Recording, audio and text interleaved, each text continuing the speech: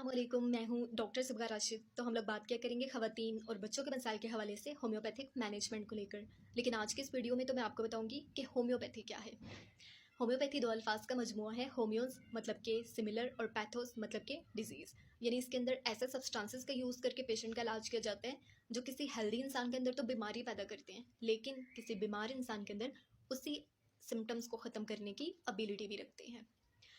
जैसे कि इसकी सिंपल एग्जांपल किचन में मिलती है। जब आप अनियन कट करते हो, आंखों में जलन होती है, पानी आता है, नाक से भी पानी आता है।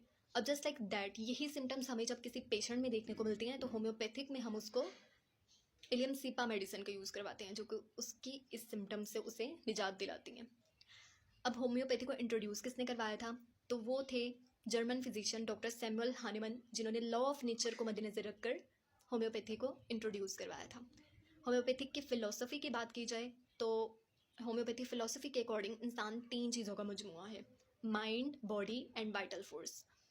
वाइटल फोर्स जो है वो क़ुव्वत हयात होती है जो नज़र नहीं आती, लेकिन बॉडी के ईच एंड एवरी सेल के अंदर होने वाले मेटाबॉलिक रिएक्शन को इनिशिएट करवा रही है, यानी जो मेटाबॉलिक रिएक्शन है वो वाइटल फोर्स ही करवा रही है। माइंड और बॉडी की सिंक्रोनाइजेशन को मेंटेन करके रखती है। बॉडी के सारे सिस्टम जो कोऑर्डिनेशन के तहत गैर महसूस तरीके से काम करते हैं वो वाइटल फोर्स की वजह से ही करते हैं। जब तक तो वाइटल फोर्स बैलेंस्ड रहती है तो इंसान सेहतमंद रहता है, लेकिन अगर किसी वजह से वाइटल फोर्स डिसबैलेंस हो जाए तो सबसे पहले माइंड और बॉडी की सिंक्रोनाइजेशन ख़त्म हो जाती है। पेशेंट के अंदर माइंड से रिलेटेड सिम्टम्स आना शुरू हो जाती हैं: गुस्सा, बेचैनी, चिड़चिड़ापन, उकताहट, घबराहट, मूड स्विंग्स होना, कभी हंसना कभी रोना, फिजिकल सिम्टम्स आना शुरू हो जाती हैं। ठीक है, तो होम्योपैथिक सिस्टम के अंदर मेडिसिन यूज़ करवाने का मकसद ये होता है कि वाइटल फोर्स की स्ट्रेंथ को, वाइटल फोर्स की विटेलिटी को रिस्टोर किया जाए, स्ट्रेंथन किया जाए। क्योंकि जब वाइटल फोर्स स्ट्रेंथन होके अपने मरकज़ पे आएगी, दोबारा से बैलेंस हो जाएगी, तो वो खुद जिस्म से बीमारी को ख़त्म करेगी, माइंड और बॉडी की सिंक्रोनाइजेशन को बहाल करेगी। तो मेन मकसद हमारा होम्योपैथिक के अंदर वाइटल फोर्स को स्ट्रेंथन करना होता है। अभी मैंने लॉ ऑफ नेचर की बात की थी। लॉ ऑफ नेचर क्या है? देखें, हर ताकतवर चीज़ कमज़ोर चीज़ के ऊपर हमलावर होती है।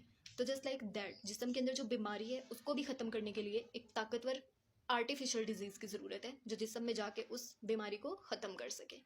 तो होम्योपैथी के अंदर हम लोग पोटेंसी के फॉर्म के अंदर मेडिसिन का यूज़ करवाते हैं। तो वो बेसिकली क्या होती है? एक आर्टिफिशियल डिजीज़ होती है जो हम बॉडी के अंदर दाखिल कर रहे होते हैं, जिसको वाइटल फोर्स एक फॉरेन एजेंट के तौर पे लेती है। वो कहती है ये कौन आ गया, तो वाइटल फोर्स उसका ताक़ुब करती है, उस आर्टिफिशियल डिजीज़ का जो हम लोगों ने मेडिसिन की शक्ल में दाखिल की है, उसका ताक़ुब करती है उसको ख़त्म करने के लिए। अब इस खात्मे के चक्कर में जिस्म के अंदर जो पहले से कमज़ोर बीमारी पड़ी हुई थी, वाइटल फोर्स उसको भी ख़त्म कर देती है, और यूँ इंसान बिल्कुल सेहतयाब हो जाता है। मरीज़ मतलब बिल्कुल सेहतयाब हो जाता है, बल्कि उसकी वाइटल फोर्स की स्ट्रेंथ पहले से भी ज़्यादा बढ़ जाती है।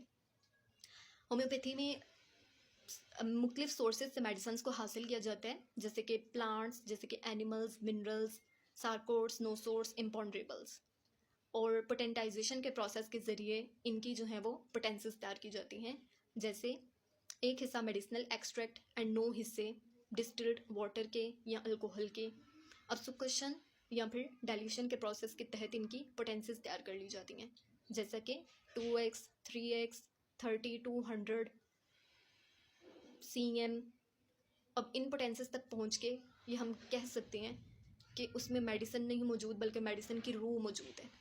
तो इस तरह से हम लोग कह सकते हैं कि होम्योपैथिक एक स्पिरिचुअल ट्रीटमेंट है, एक रूहानी इलाज है, क्योंकि इसमें मेडिसिन की रूह मौजूद होती है, मेडिसिन की वाइटल एनर्जी मौजूद होती है, असल मेडिसिन मौजूद नहीं होती। अब ह्यूमन एनाटॉमी की अगर बात की जाए तो बॉडी के अंदर जितने भी ऑर्गन्स हैं वो मौलिक हैं: brain, liver, heart, kidneys, bladder, uterus, rectum. कैसे मौलिक हैं, कैसे सस्पेंड हैं? With the help of various ligaments, with the help of various sportive tissues. वो कनेक्टिव टिश्यूज़ हो सकते हैं, फाइब्रस टिश्यूज़ हो सकते हैं, इलास्टिक टिश्यूज़ हो सकते हैं।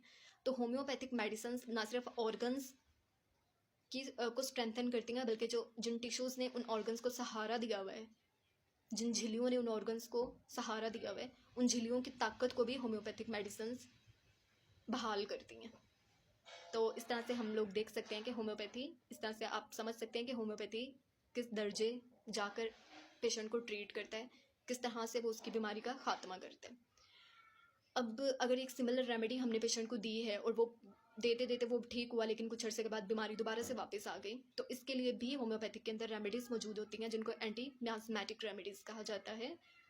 मियाज़म 3 किस्म के होते हैं: रोसोरा, सिफिलिस, साइकोसिस। अगर एक मेडिसिन असर करते करते अपना असर करना छोड़ दे तो उसमें यकीनन कोई ना कोई रुकावट है, कोई ना कोई अफूनत है। तो इसी को देखते हुए डॉक्टर हानेमन ने अपनी बुक द क्रोनिक डिजीज़ के अंदर हमें मियाज़म का नज़रिया पेश किया, और इसलिए एंटी मियाज़मेटिक मेडिसिन के इस्तेमाल से भी पेशेंट की शिफा की जो रुकावट है उसको दूर किया जाता है, ताकि उसको मुस्तकिल तर्ज़ों पे हमेशा हमेशा के लिए सेहतयाब किया जा सके।